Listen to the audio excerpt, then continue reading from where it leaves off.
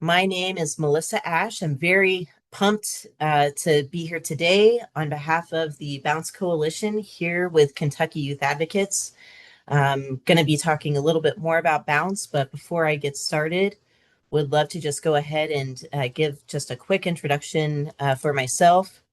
I am one of their independent contractors and training facilitators, and I'm bringing to you one of the first trainings that we're doing with this specific curriculum. And it is a very big pleasure of mine to be here. And this training specifically focuses on how to support youth in relation to substance use and building resiliency, especially with a trauma-informed lens, which is all about um, trauma informed lens. It's all about what Bounce and what Kentucky Youth Advocates strive for here in the Commonwealth of Kentucky. So, my primary goal is to help you in that journey through the curriculum, but kind of winding back a little bit for my experience, I have a background in psychology, specific adolescent psychology and school counseling. I got my master's in restorative practices.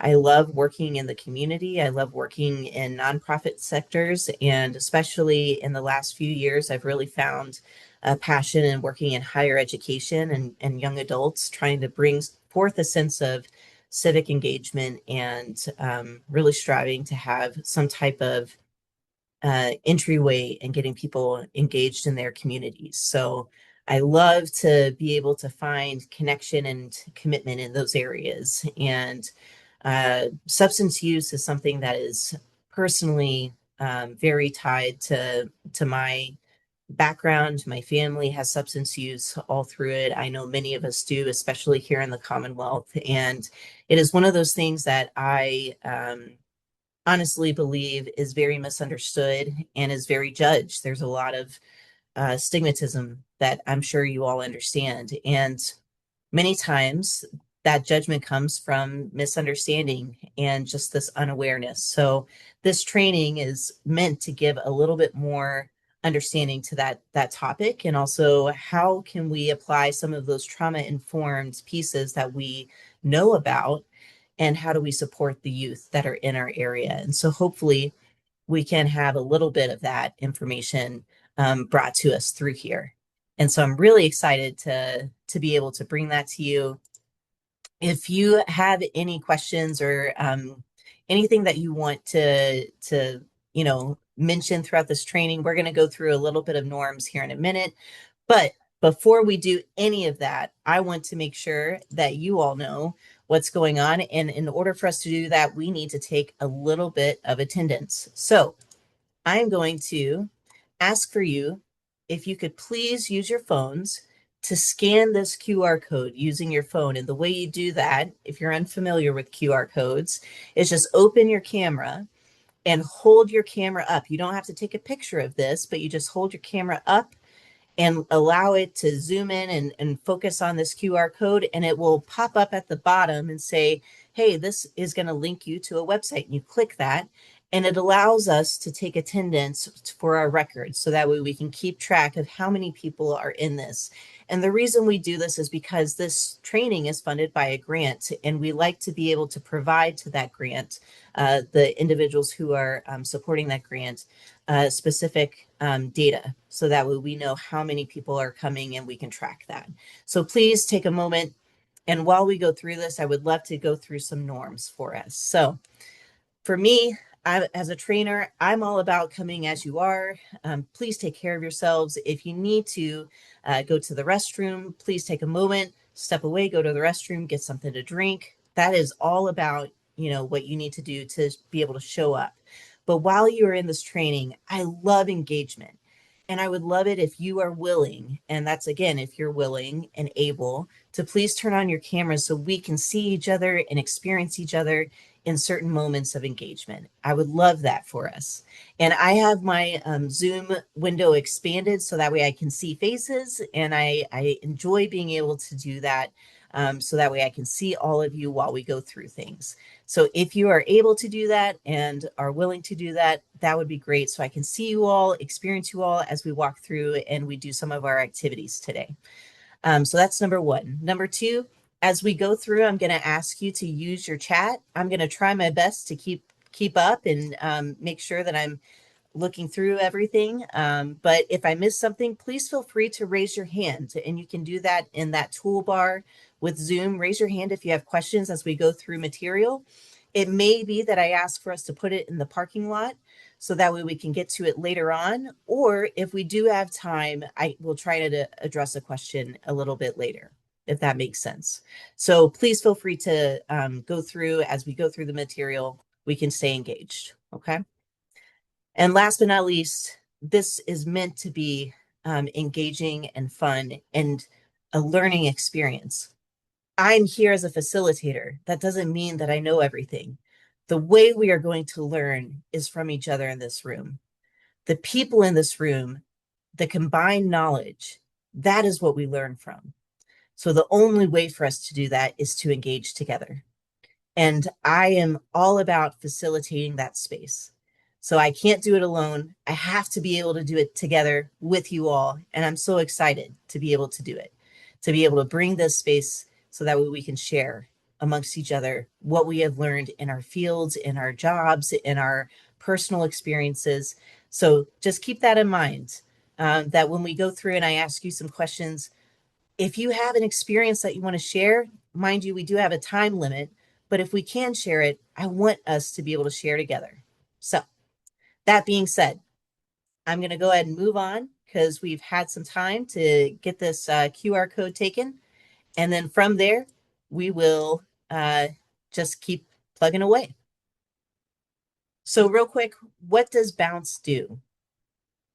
Some of us have probably heard of Bounce. You've clearly heard of Bounce if you received the email that plugged this in. They are extremely focused and tied into building knowledge and awareness about how we can build resiliency for our children, our adults, our families in the Commonwealth of Kentucky. And that's related to our communities, our trainings, how we support parents and caregivers, the education that we're providing across the state. And it also provides Bounce, the Bounce Coalition provides evaluation services and being able to help support the measurements and the impact and the consultation and how we integrate that healing centered practice around the state. And a side note, there's a whole responsibility that we have in the state when it comes to policy and advocacy and how our policies are run, how they're passed, and they have a hand in that as well. There's one thing about education in the state, but there's another thing about how do we get ahead of that education and what's happening and how we're responding, but proactively, how do we do something about the policies that are being put in place? And so they do that not only in the responsive side, but the proactive side. There's more information if you go to their website. I'm telling you. And as we walk through today, you may have some of this information. We're going to go super high level in relation to, you've probably heard some of these terms when it comes to positive childhood experiences. So PCEs, you've probably heard the term ACEs, adverse childhood experiences, which is the flip side of the coin of PCEs.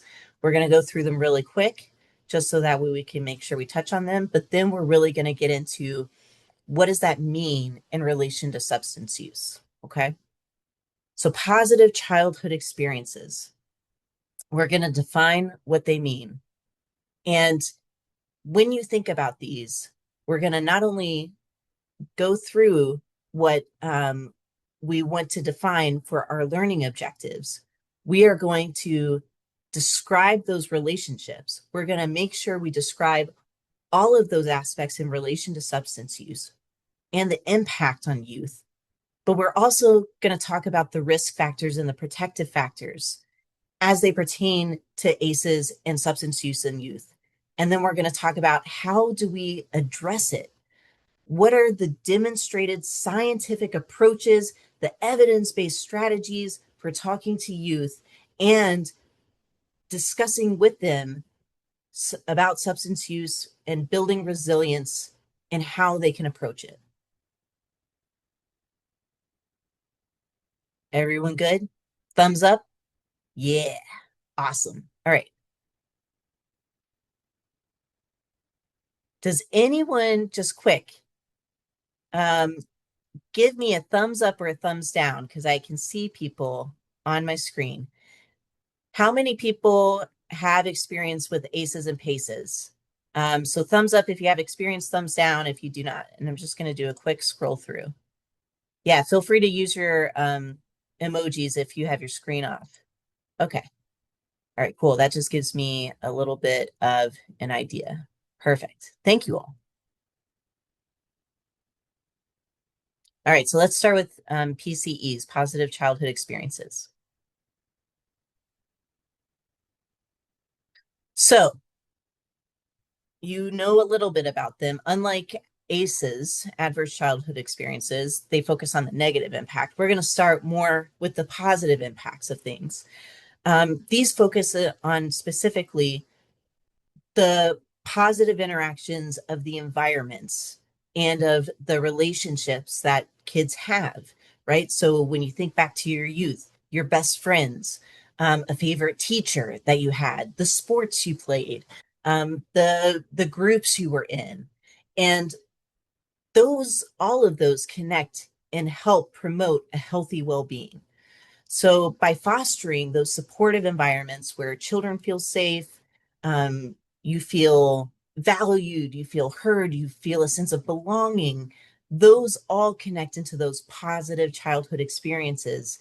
And they allow for the child to develop into a space where they feel safe, they feel heard, they feel a sense of belonging, they feel they can have resources if anything were to go wrong. That builds resilience. That is the definition of resilience, feeling as if you are able to move forward should something happen, feeling as if you are supported and that you are going to be okay if something were to happen. You can identify and kind of picture if ACEs and PACEs, if they were roots of a tree, you know,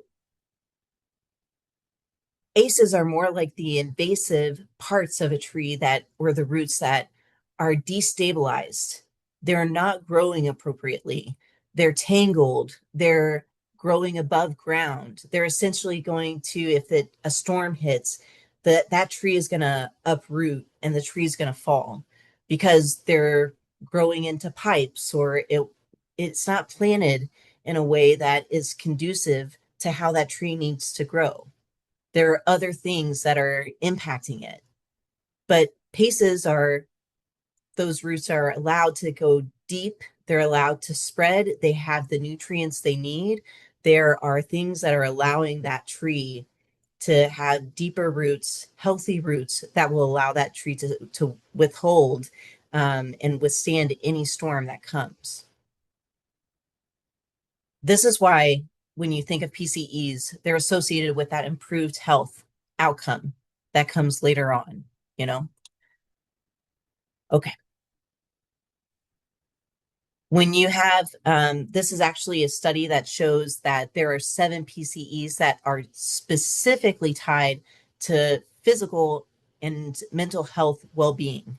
So if you have these 7, they are tied to better health, physical health outcomes, and mental health outcomes.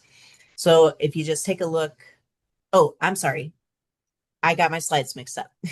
We're actually looking at the building blocks of PCEs. So the PCEs that you have, when you have them grouped, the um, if you imagine the relationships you think about, so like your best friends, your adults, if you think about the environment that you went home to as a child with your parents, or if you think about the school environment that you went to, they can all be tied and grouped into specific areas. So you have the relationships piece, you have the building block of environments, you have the building block of engagement, you have the building block of emotional growth. All of those things allow you to be able to see and have it grouped into a space where you have clearly an area that gives you the opportunity and the ability to find some type of consistency, some type of space where you can have reliance. So when you think about relationships, you have a good, a best friend, or you have parents who love you, they say they love you, they support you. You have an environment that you come home to where your parents are able to provide you a food, consistent food. They have the ability to provide you direction and a bed that you can sleep in. They provide you a schedule that you know is predictable. The engagement that you have in you get to stay and go to band, if you're in band. So you know that you can go to band and have, your experience with band, or you're in sports, that level of engagement where you have social environment. And then this other one, emotional growth, which is honestly one of my favorite.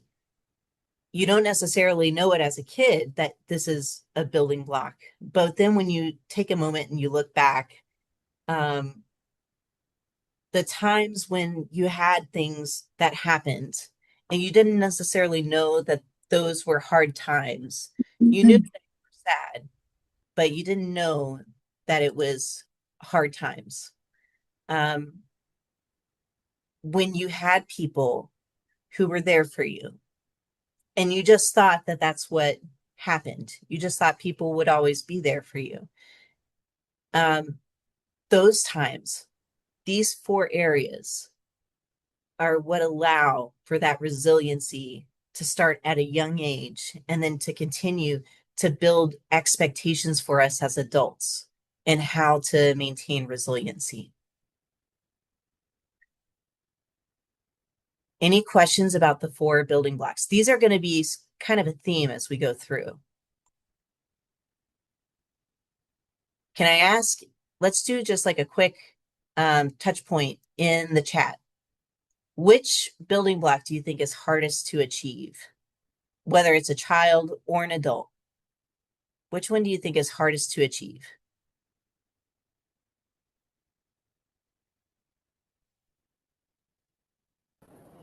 Emotional growth. Yeah, feel free to unmute too, please. Emotional growth. Thank you, Angela. Anyone else? Don't be shy.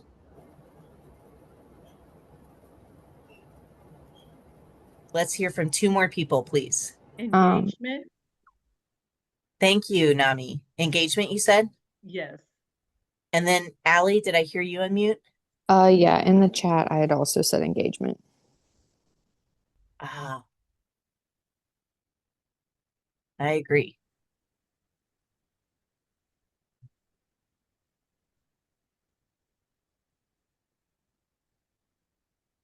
And I'm just realizing I was not on the everyone chat. So that's why I didn't see any messages. So that's fun. I apologize. I see everyone. Thank you so much. I'm very open and honest and transparent, so I will own my stuff. And I appreciate everyone's patience. So it's very true. I think that relationships and emotional growth are definitely two that are hard to come by when it comes to personal. But then environments and engagement are very tied to things you can't control. So it depends, right? There are things that we can control and contribute to, and then there are things that life hands us. And like I said, sometimes trees are planted and you don't realize that you're planting them on top of pipes. You can't control that. Or someone comes along and puts down concrete and you can't control that either. Thank you all. Now we're getting to the 7 types of PCEs, and I thought it was leading into this because of the note that I had about well-being. well-being is important for all of us. We want to make sure that we're setting ourselves up for as much success because we don't have control over much. But these 7 types are tied to well-being, and that's important. So if you are able to provide these 7 things to children and youth, um, this is one of these are 7 things that can help set up children for better health outcomes just in general, whether it's physical or mental. And I think it's fascinating that there's one of these that really stands out. Um, it was having at least 2 non-parent adults who genuinely cared. And so, when you think about it, it illustrates the importance of having adults outside of the family who are able to maintain some type of trusting relationship.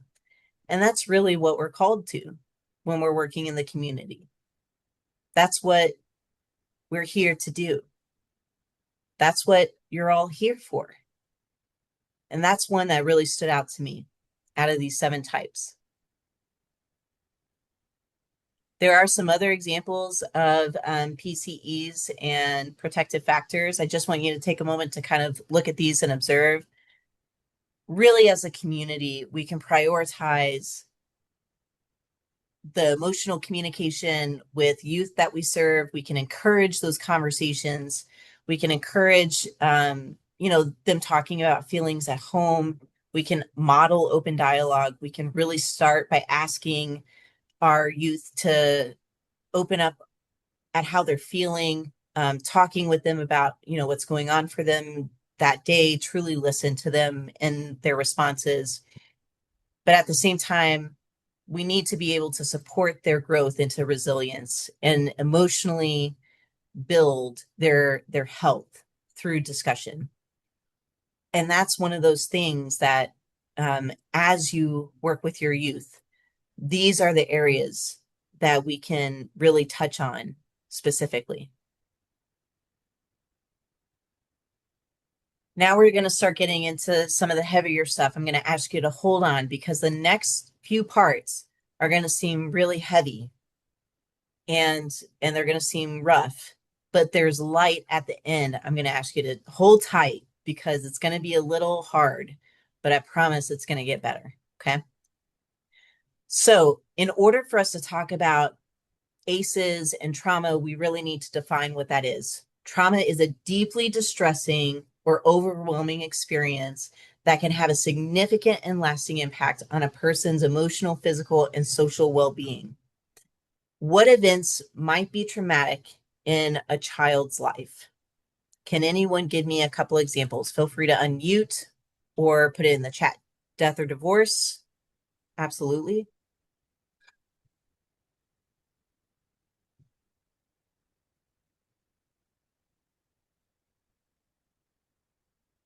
Incarceration? Yep. Abuse or neglect. Yep, absolutely. Foster care, homelessness, exposure to violence, all of these. Absolutely. Serious health issues, lack of basic needs. You're right on track. These, you're listing all of these, 100%. These are it's a small list compared to, there are sure many, many more. Trauma happens to all of us. This list is, again, it's abbreviated, but these are some examples of what trauma looks like.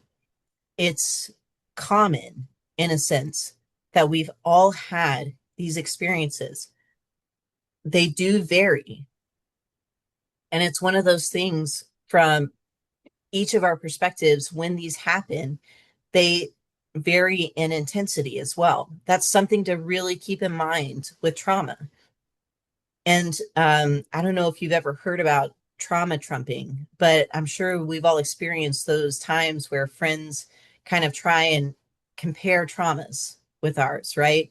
My trauma is better than yours, or it's worse, not better, but worse than yours, and so therefore I'm, going through something that's heavier, and it can't be compared. We all have different experiences. I say that trauma is like a strand. You experience that same feeling, that same strand, but there are different um there are different sizes of that strand. There are different extents.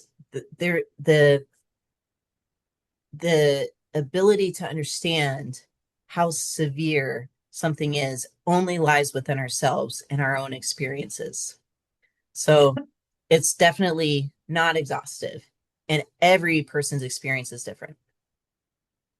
When it comes to ACEs, just a quick background and history, and I'm not going to spend a lot of time on this, but it was actually, I accidentally found out and studied by a study in the 1980s, mid 1980s, by Dr. Vincent Felitti, and he was working in an obesity clinic, and he noticed that many of the patients who dropped out after successful weight loss had a hidden study, or had a hidden history in the study of childhood traumas. So that led him to collaborate with Dr. Robert Anda, and they found that underlying causes of major adult health risk factors related to trauma. So they weren't looking for this, but they ended up finding that childhood risk factors, or childhood trauma tied to risk factors in healthy and unhealthy adults. And they started looking and launching into it. And the original study that they launched tied to these 10 specific areas. That was abuse, neglect, household dysfunction, and they were these specific types of abuse, neglect, and household dysfunction. Obviously, the study was very limited at the time because we just saw a list that was much more extensive. You could even argue that it was also limited in other ways, which you now have tons of research on ACEs, so many studies you can look up that really expand past what the original study had. Um, but the original 10 started a groundbreaking um, area of science, which ties childhood trauma and what it means for us. So that's how ACEs were established. And then looking into how this has opened our eyes and experienced, or caused us to experience, more in depth visibility into how our childhood formed for us, we can now understand that our traumas as children really do impact much of what we do. And that trauma can deeply not only impact us, but future generations. Looking at Kentucky specifically, ACEs are common. So they do 5-year studies when it comes to um, a, the adverse childhood experiences. 62% in the last 5-year study that was published, 62% of Kentuckians reported at least one ACE. 19% reported experiencing 4 or more ACEs. So there are many of us who have many ACEs. ACEs are not uncommon.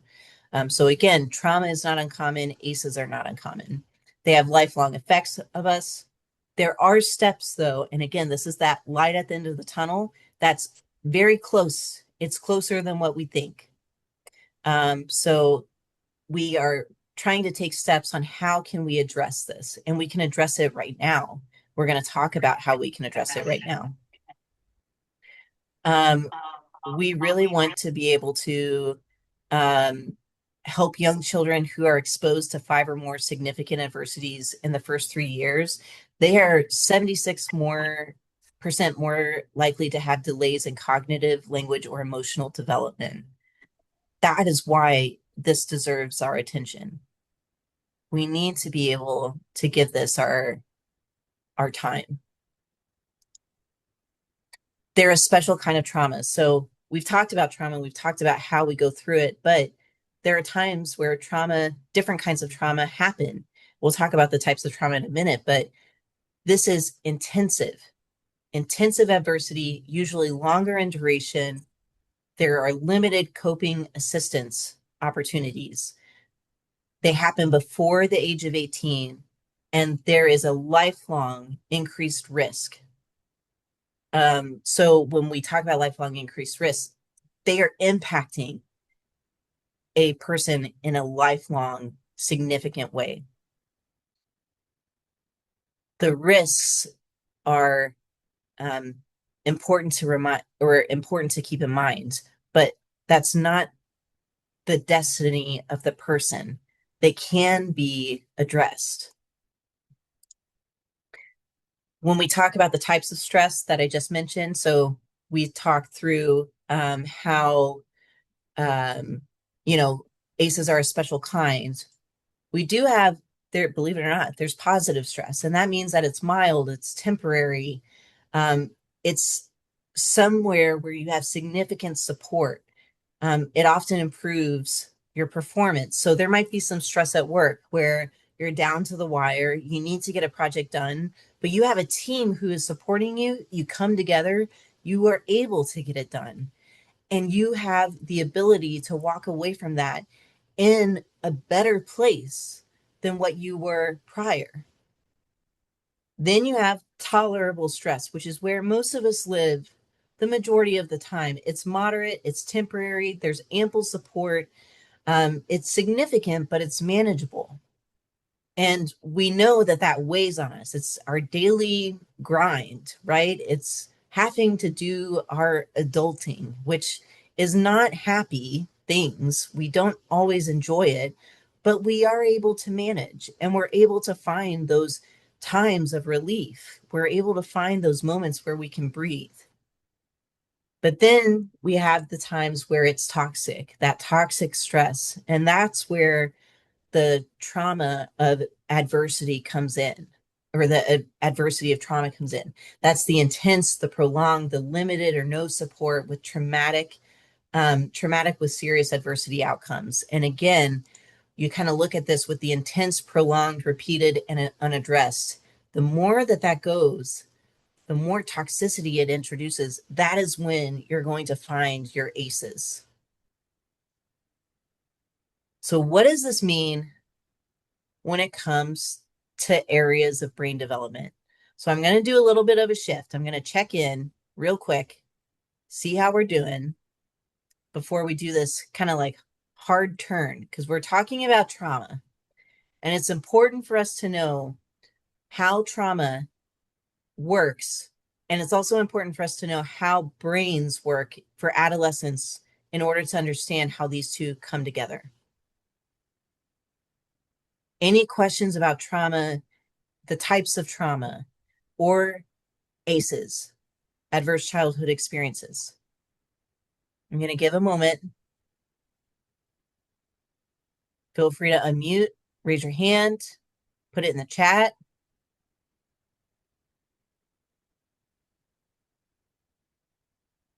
Gonna take a second. Okay.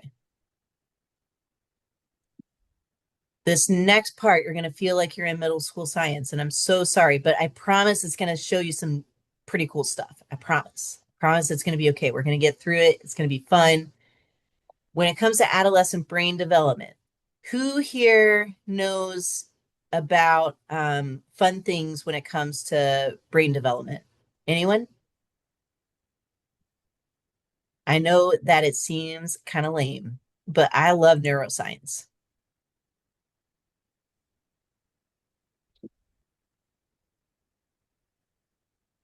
Thank you, Janice. I appreciate you. It's so important. And yet, here we are where it's like, oh, brain development. I'm gonna have to learn about this all over again. Janice and Kate, tell me, what are your favorite things about these things? Just real quick, one sentence. Favorite things about brain development and neuroscience. I was gonna say the supposedly the prefrontal cortex is not completely developed until in boys until like age of 24 or 25, which is why you can't rent a car because of poor impulse decision making. Ooh, thank you, Gwendolyn. Ooh, and I see full brain development age. The frontal cortex isn't developed until you're in the mid 20s. This is going to be part of our stuff. Oh my goodness. You're doing my job for me. Look at that. Okay. Thank you. I mean, I really don't need to teach anything. I just hand it over to you all. So yes, the prefrontal cortex is going to be a key piece to this. And we are going to talk about that. The three areas I'm going to discuss super quickly. Being impulsive is normal, and it's okay to do that in certain areas. It's okay to do that. But the synaptic pruning, myelination, and advanced reasoning and decision making. So those three areas are what we're going to talk about because it's important to understand how and why adolescents respond and react generally the way that they do. And it's not saying that they're all the same. It's not saying that people are all the same. We have different brains. We have different actions that we take. We have different chemicals in our bodies. So just keep that in mind. I'm not trying to generalize or group everyone into one specific way, but there's scientific reasoning and understanding as to the general ways about human bodies and how we respond to certain things and how our bodies develop. So that's what I want to talk about. The first thing we'll talk about is synaptic pruning. So when we are born, our brains, as you know, are so like they're sponges, right? Here we are. We have the ability to learn so much and we are able to absorb so much. That's because we have about twice as many neural connections as what we will have when we're adults. We have the ability to absorb the information around us twice as much as when we're adults. It's what helps us learn quickly, it helps us adapt quickly, it helps us develop at the rapid rate that we need. And as we get older, into specifically adolescence, our brains begin to recognize what we need, but especially what we don't need. And these neural pathways start going through and they begin to shut off, and it starts to create this process of pruning. It starts unnecessarily, it starts cutting off the unnecessary and the unused connections so that way we're not maintaining that constant um, open pathway, which takes energy, it takes time. It allows us to strengthen the pathways that we are often using because those are the ones that we've identified we need. And then from there, it turns them into highways, right? So the more energy that we're using in specific pathways, it's saying, hey, we need to put more energy and divert more energy to those areas because all these other areas aren't being used. So you can kind of see in this, illustration, all these red dots. And then it's like, but we don't need those. We just need the green dots. So we're going to go ahead and cull or prune the other areas so that way we can put the energy to where it's needed. Okay.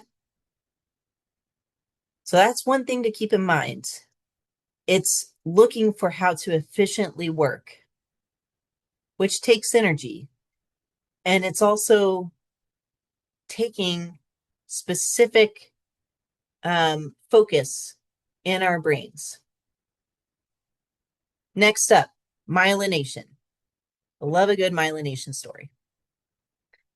When you look at our neurons, they have all these fun little parts to our neurons, right?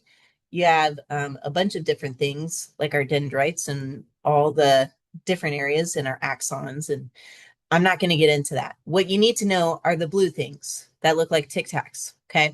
The blue things that look like Tic Tacs are our myelin sheaths. And what they do is they are a protective coating that wraps around the nerve because our neurons are what are used to communicate. And so our neurons develop a protective coating similar to a wire. It helps insulate our neurons so that way it can transfer information and communication more effectively. And as we start that process, it starts before we're born. Our neurons start creating that myelin sheath, and then it continues into adulthood. So you can kind of see that, when it starts originally, it's starting to wrap around, and then it builds and builds and builds, right?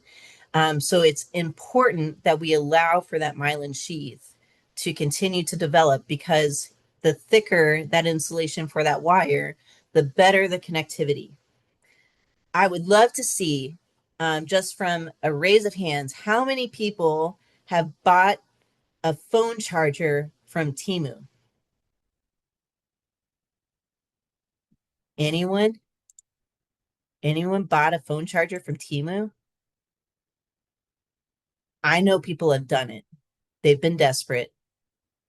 No, but I can only imagine. Yeah, people have been desperate. They've bought one from Temu, some kind of charger, some kind of earphone plug, something, and it's crapped out, because you know why? They don't use the proper products, and it doesn't work because it's not properly, um, it just is not properly insulated.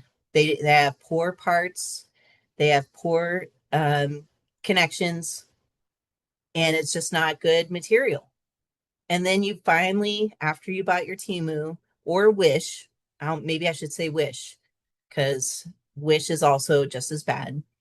And then you go with your head hung, and you go into an Apple store, and then you buy an Apple product because it's made better. And from there, you can actually charge your phone because it's working properly. Same idea. When it's not well insulated, it's not well made, it's not going to work as efficiently.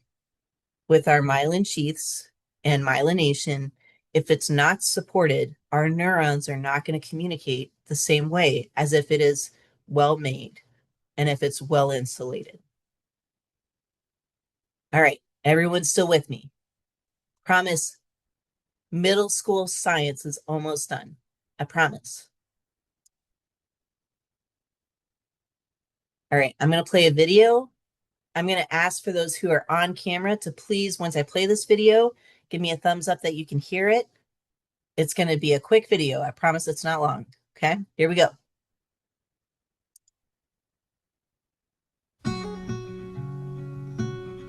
Thank you. The human brain develops and connects from bottom to top. During adolescence, two parts of the brain undergoing development are the amygdala and the prefrontal cortex. The amygdala is responsible for emotions, impulses, and instinctive behavior. It's part of the brain sometimes referred to as the emotional brain.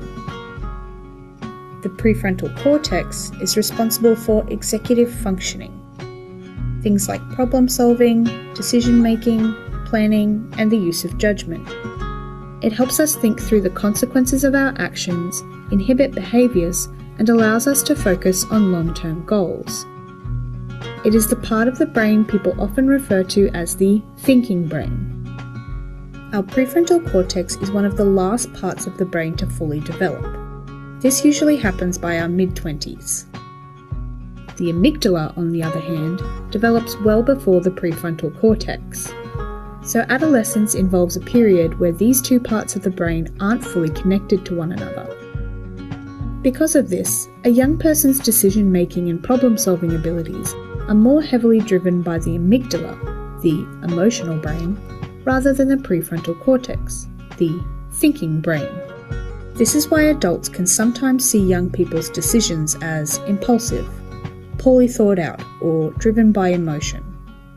And whilst we know young people can accurately recognise and assess risk, they often place a higher value on a potential reward when weighed up against the potential risk.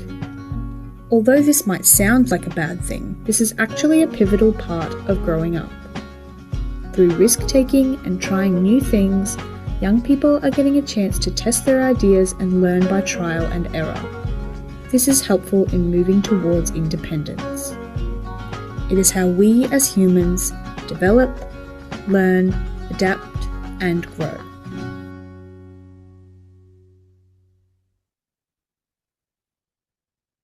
Told you it was a quick video, but not only did we mention about the prefrontal cortex, that is a piece of it. But in addition to that, the areas of the brain that are developed are what's important to keep in mind as well. So how do these tie together, right? So we talked about synaptic pruning. Our pathways are being cut down. And then we talked about myelination, which is how our brains communicate, and it's more efficient when it comes through our myelin, our myelination, when our myelin sheaths are well developed. And then we also have the advanced reasoning in our decision making. Our prefrontal cortex isn't developed until much later, but our amygdala and our emotional brain is developed through all of this. So, what's going to tie it together? And how does this relate to trauma?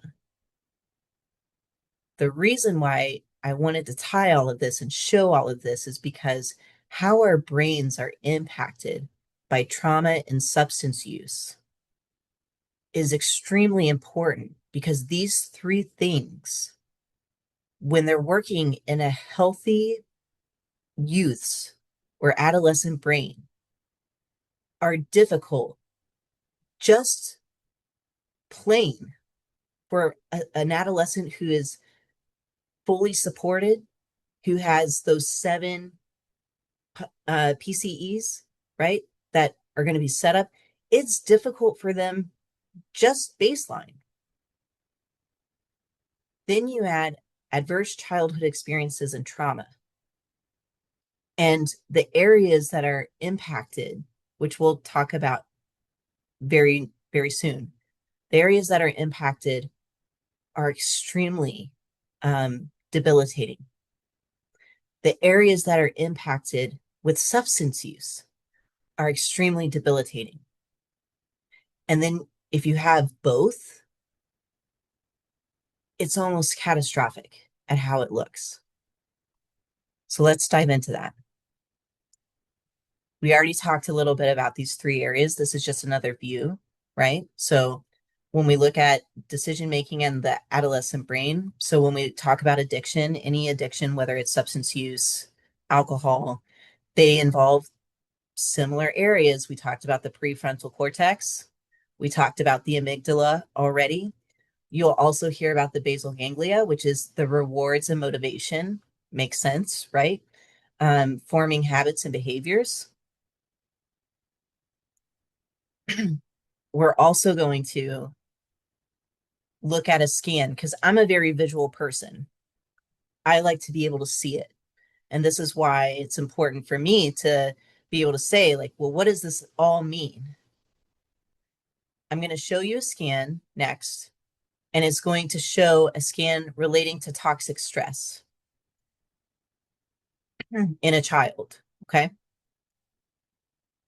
It's going to show these 3 areas: prefrontal cortex, basal ganglia, and the amygdala, again, relating to stress. And it's going to highlight those areas so that way we can see. I want you to be able to see these 3 areas that, should you already have someone in toxic stress, you add addiction on top of it. Imagine what that would look like. Okay. So these are the 2 scans, and I'm going to give you an idea. This is what they call a scan that's kind of like a bird's eye view. It's a superior view. So these orbs right here are for the eyes. So you're looking above, and the person is looking up towards the screen. So they're looking up, right? And so you see that, they're labeled, and on the left is a healthy brain. On the right is from toxic stress. That's already debilitating just from stress. And so I'm going to highlight those 3 areas that we just looked at from addiction. The prefrontal cortex. That's what toxic stress, only toxic stress does. Imagine what happens when you have alcohol or substance use in addition to this. Then you have the basal ganglia right here. Imagine what would happen if you had alcohol or substance use in addition to this. And then you have what we just heard from the video, the extended amygdala, which is what is driving an adolescent's brain just from stress. It's already debilitated. Add alcohol or substance use. When we are looking at just ACEs, this is what we're facing. And then in addition, substance use. Again, this is why we imperatively need to start proactively addressing trauma and help build resilience. But in addition to that, it's why we need to proactively start talking to our youth about substance use. We're going to talk about that. Again, light at the end of the tunnel. This seems super bleak. I promise it's coming.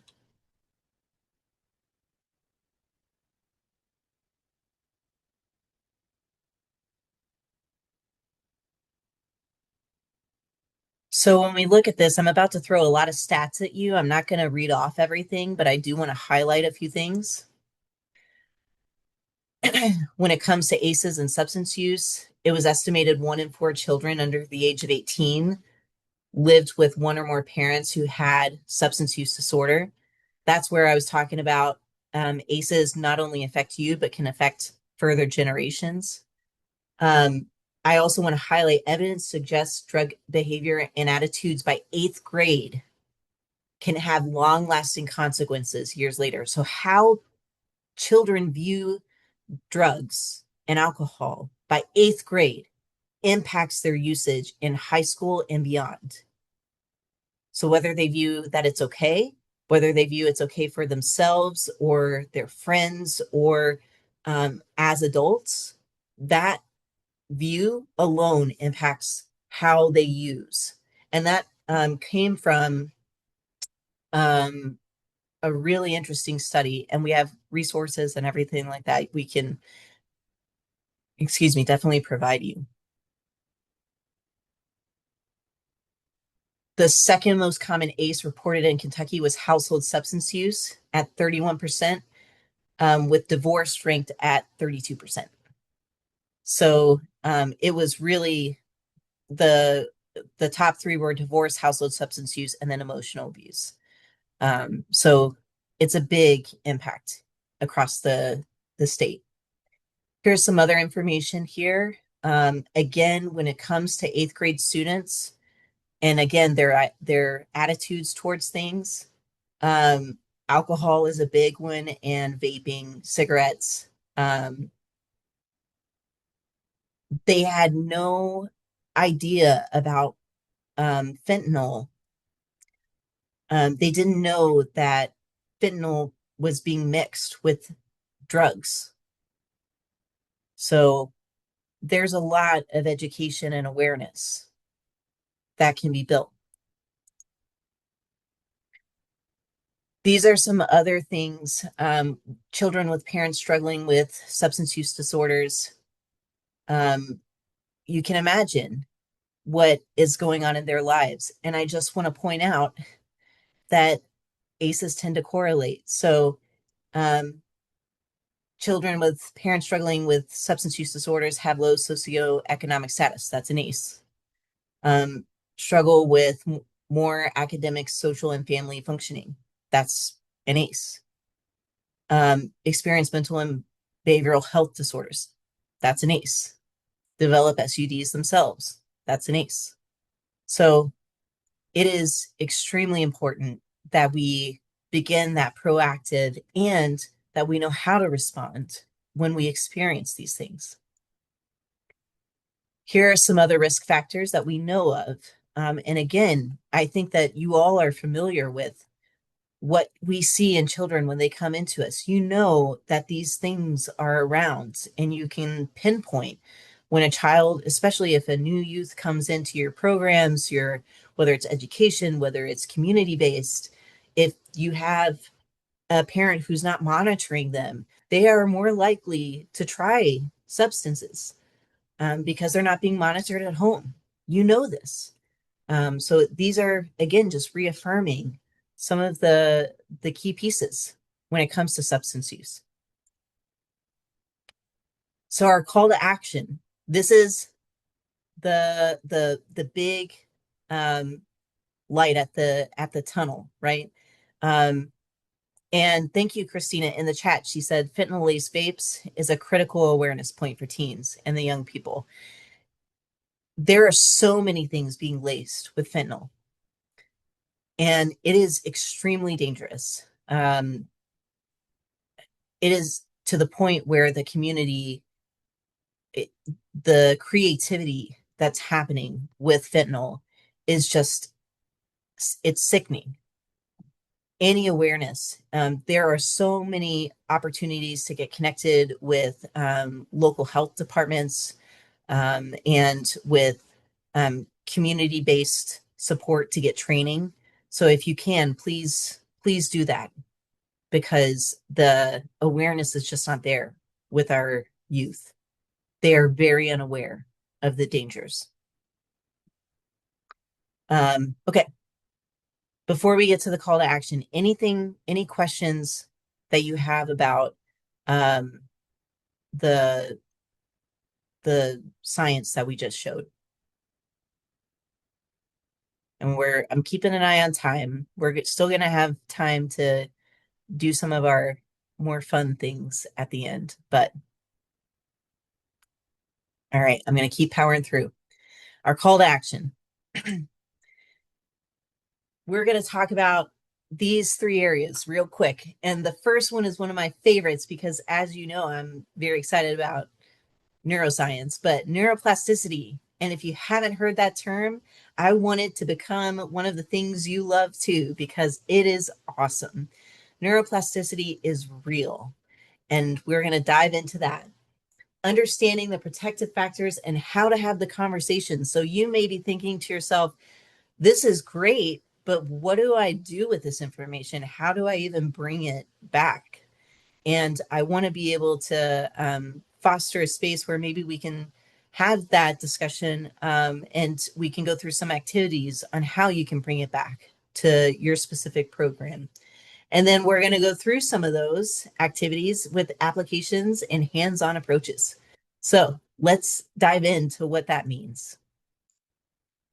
First, neuroplasticity. So neuroplasticity is the brain's ability to absorb information and adjust or evolve based on that information to manage new challenges. It's essentially our brain's ability to take in information, learn about it, change based on that information, and figure out how to navigate from that change what it needs to do next. We do this every day. We just don't always use the term neuroplasticity. Think about, it happens with us biologically, it happens with us behaviorally. It happens when a child learns to read. It happens when we learn a new language. It happens when we are rehabilitating from an injury. So think about someone who had a stroke. They're relearning how to do things. I especially love learning a new language because I always say that I'm trying to learn Spanish. And for the life of me, I cannot remember the difference between horse and onion. And I know one is caballo and one is cebolla. And I just always say that I'm going to eat a horse. And I know that's caballo, but I say cebolla, and or I say cebolla instead of caballo. I don't know. I say the wrong thing is essentially what's happening. And I know that one day I will get it right. And that day will be my neuroplasticity moment. And it will be great. But until that happens, I am going to still try to stick it through. And it's one of those things where, as we are learning new things and we are developing, we have the ability to have our brains rewire to support us in what we need to do to function. I don't need to know the difference between Savoya and Caballo right now, so I'm not going to push myself. But one day I will, and that will be a great day. But we want to make sure that we happen to know what neuroplasticity means. It happens on small scales, but it also happens on big scales. This is why I say the scan image was bleak, but there's another scan image I want to show you that is astounding, and it gives us hope. I want you to have hope on what this means. So, neuroplasticity. I'm going to show you a series of scans because, again, visual person, right? It's not the end when we have someone, a youth who is experiencing substance use, who needs support, who needs help. It is not the end. It is about managing and maintaining support for them, helping them build resilience while they get help. The best thing we can do is try and head everything off with proactive resilience, but sometimes that's just not possible.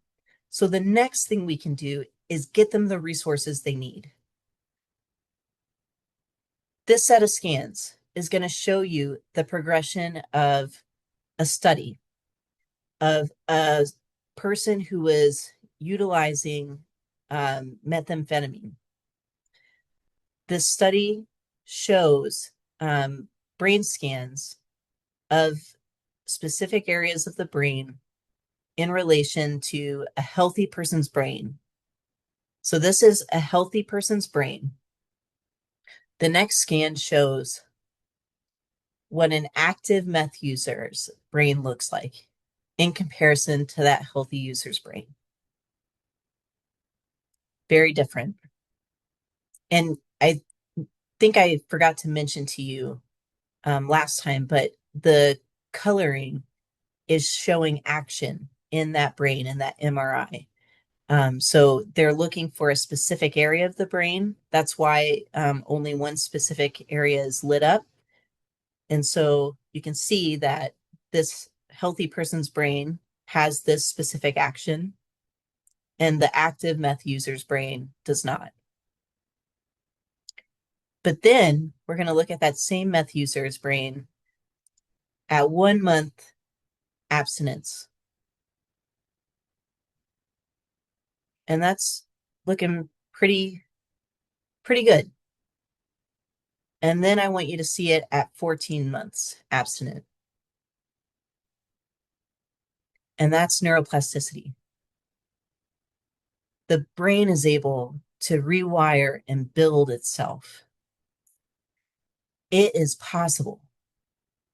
It is possible for the brain to do this, not only in adults, which these are adults, but in youth.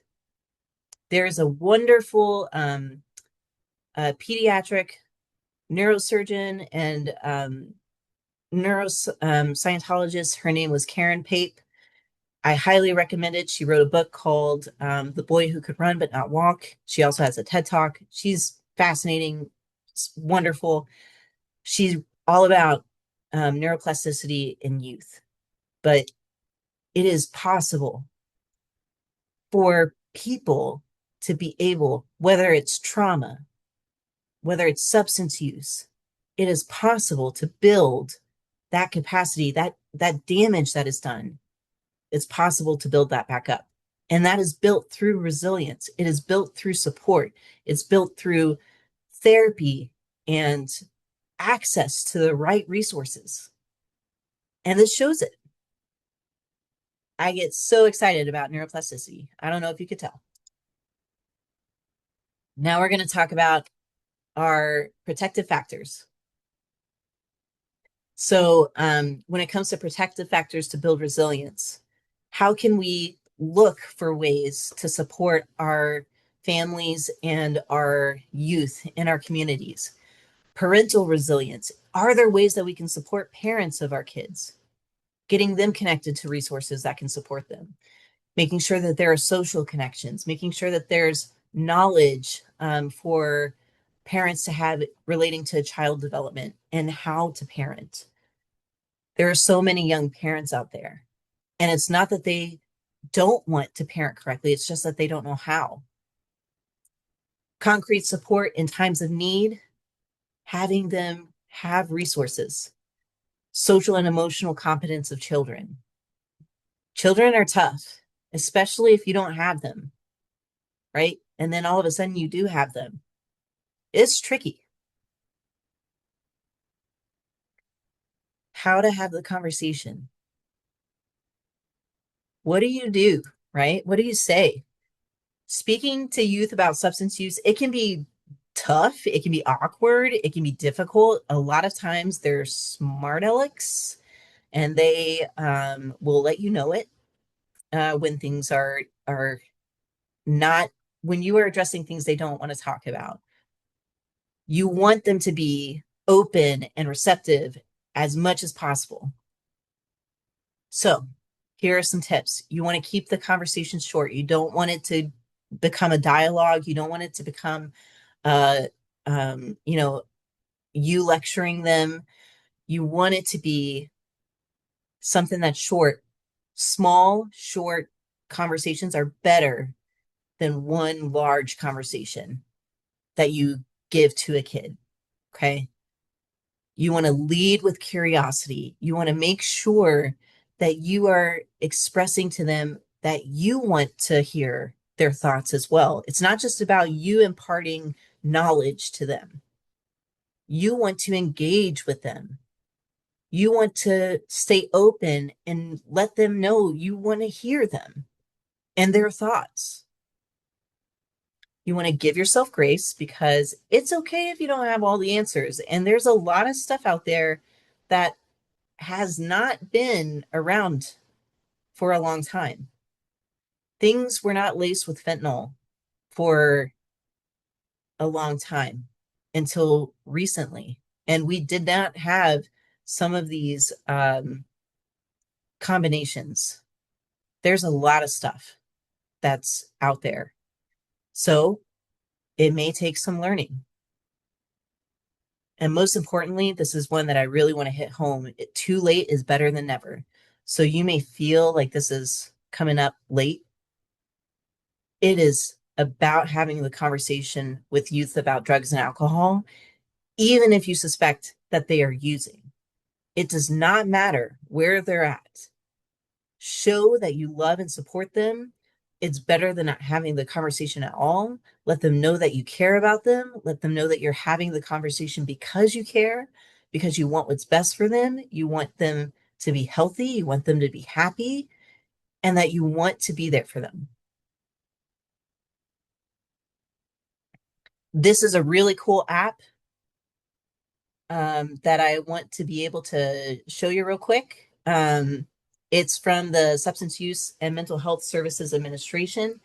They actually have it. It's an interactive app for community partners, parents, and it's really awesome. I'm going to play this real quick. Are you prepared for the most important conversations you'll ever have? Everyday moments are great times to talk with your kids about underage drinking and other drug use. Because talking early and often lets them know your expectations, reinforces your message over time, and promotes ongoing open dialogue instead of just one big talk. But what do you say? And how do you say it? The Talk They Hear You mobile app is your guide to get informed, be prepared, and take action to talk with your kids about underage drinking and other drug use. The app is designed for parents and other caregivers, educators, and community members who play important roles in children's lives, like coaches, faith leaders, and others. The app provides guidance for talking with kids in a range of situations so that you can be prepared to talk about underage drinking and other drug use when opportunities arise. For each different scenario, the app helps you set a goal and gives you suggestions for how to start the conversation with your child. And it also helps you anticipate what your kid might say when you bring up these subjects, helping you plan responses in advance to keep the conversation on track. When you're ready, the app lets you practice and record yourself so that you can review what you said and make adjustments if needed. Remember, talking about underage drinking and other drug use works best when it happens naturally in everyday conversation, so practice several different situations. The app also puts additional resources at your fingertips, useful information about alcohol and other drugs, and how to help your child stay safe. So download the Talk They Hear You mobile app today from the App Store, Google Play, or Microsoft Store, and see how easy it can be to talk with your kids about underage drinking and other drug use. Because when you talk, they hear you.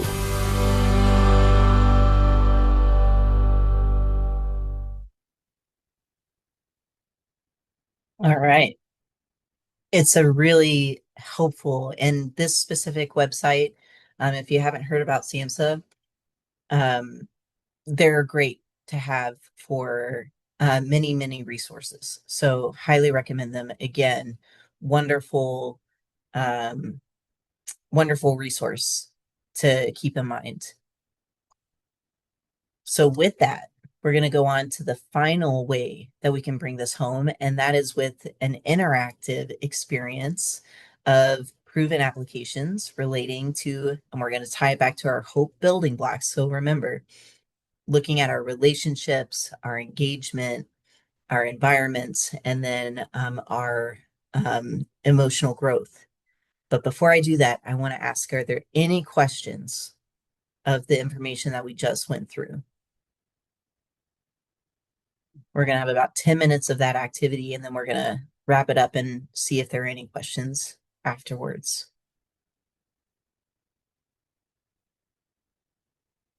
Okay.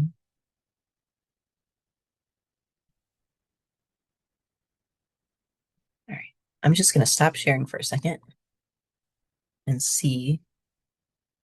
For this one, I would love if all of us, as many, again, if it's possible, as many people to come on the screen that you can, if you can. Okay, cool. Awesome. Awesome. Awesome. Oh, it's so good to see everyone. And if you can't, especially if you're driving, please don't. You do not have to do that if you are driving. It's only if you can, because these next experiences are going to be, they're going to be more interactive. So I would love to see people and hear from people. Okay. All right. Cool. Awesome. All right. Great.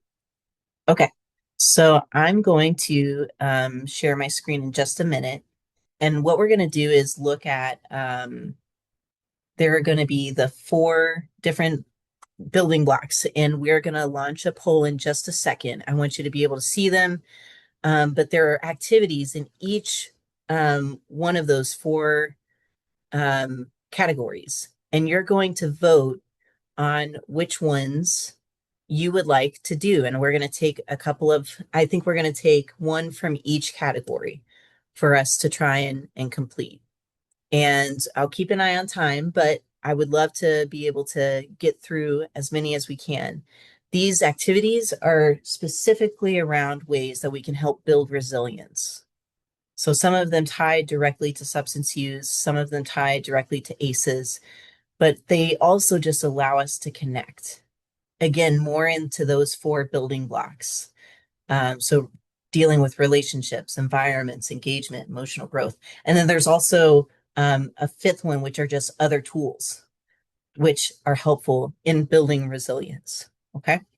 So I'm going to show my screen again real quick.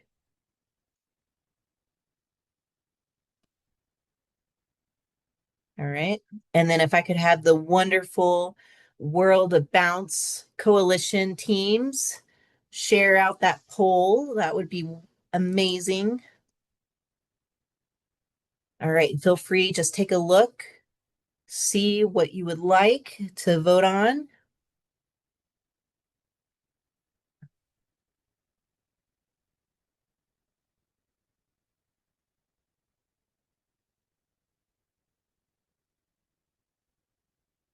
All right.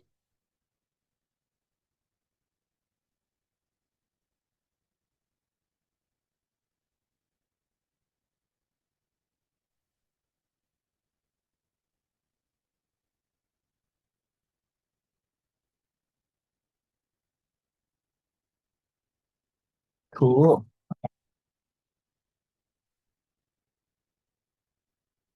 Give it just a few moments.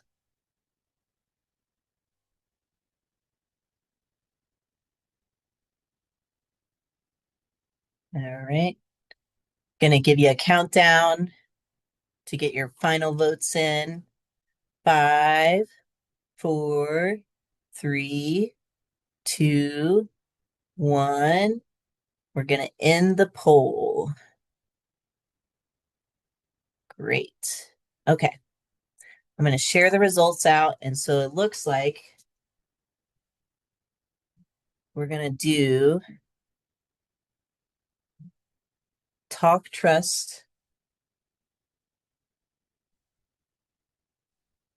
Oh, thank you. Oh, I already have the amazing Bounce Coalition team is gathering for me.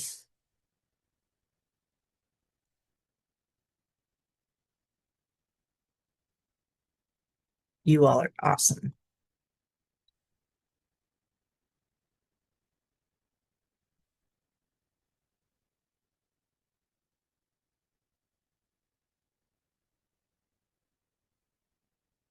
All right. So while we do that, and these activities are, I'll just show you real quick. We do have them again on our resource list, so you're welcome to reach out. I am keeping a close eye on time. And it's all right if we don't get to all of them, but we're going to get to some of them. Okay, let's go ahead and get started. So, mood meter is definitely one of my favorites. You all chose one of the best. The mood meter. Oh, that is not what I wanted. Okay, let me see if I can actually go. It is not linked. So we are going to just scroll down. And let's do it in this view. So the mood meter, you can Google this. This specifically is the one that came from University of New Hampshire, Health and Wellness. I like it because it has a little bit more uh, labeling. You can find them that are a little less. This one is very busy, and if you have younger kids, this is a lot. But for the purposes for you, this allows you to kind of get an idea of what the mood meter is meant for. It's an engagement tool. It allows for you to work with your youth to identify where they are on the scale of their mood. It allows for them to identify internally what's going on for them, whether they need to speed up or slow down, whether they need to take a moment, or if they need to get energy out. Where is their energy going? So you can see on the different axes, you have energy and then pleasantness.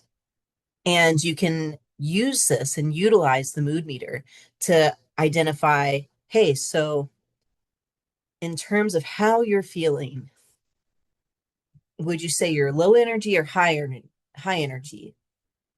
And they can answer, I think I'm low energy today.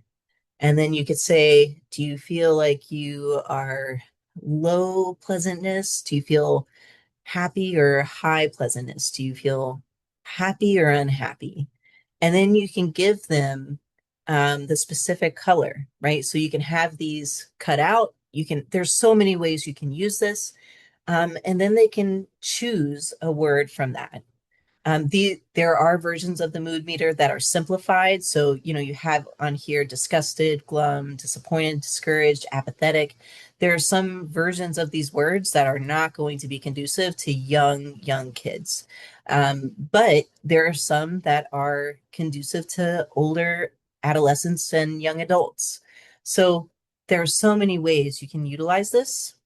And out of this, I will go ahead and show you a freebie. Let me go ahead and get to which one do we had for here's the mood meter. So you can go through and you can check on about the state of mind and body.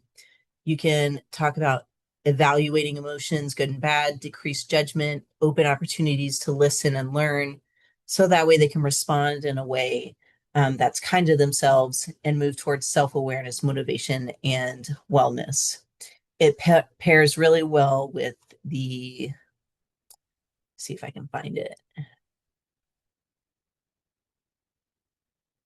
the ruler worksheet, which is under emotional growth. We had all of these tagged and tied so I could just click, but when we transferred it into PowerPoint, it did not transfer. So it's not linked, but this is see if I can get this to move over.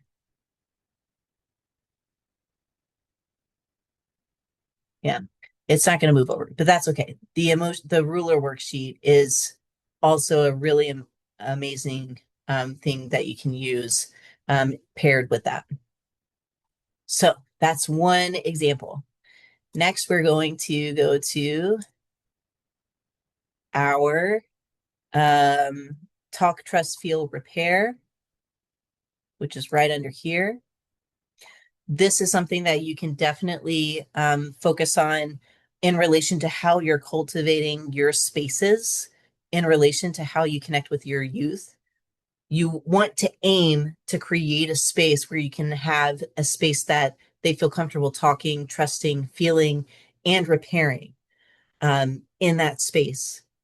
Making sure that they have a place where they can talk to others. So brain breaks that give opportunities to be heard. This is in essence used in a lot of classrooms, so it is gauged in education, but it can be transferred and used in a multitude of locations and community partnerships and things like that. But making sure that there are spaces to be heard, classroom circles with opening and closing rituals. Oh, thank you, Bounce Coalition. Ruler worksheet is in the chat. Thank you for pulling that up for me. Trusting, creating norms together. Being able to create norms is extremely important. Having some kind of space where there is concrete or they can anticipate having the ability to anticipate and having consistency is important for young adults and youth. Routines, soliciting feedback from students so that way you know what can be improved, what is going on with them, having and fulfilling commitments so they can build that trust with you. Feeling, allowing for mindful minutes for them to feel how they're feeling. Body breaks, deep breaths, classroom cool down spots, journaling, sensory items or fidget toys, and then finally repair. Restorative conversations as needed for conflict with students and ongoing classroom community building. So that's something that definitely is one of the more important things. I'm all about restorative practices. I'm all about restorative conversations. They are very difficult to navigate if you're not familiar with them. There are tons of resources out there that can help you in how to have and host restorative conversations. So definitely look those up. And then we also had, last but not least, gratitude practices and co-regulation. So let me get down to that before we open up. Well, we are actually at questions.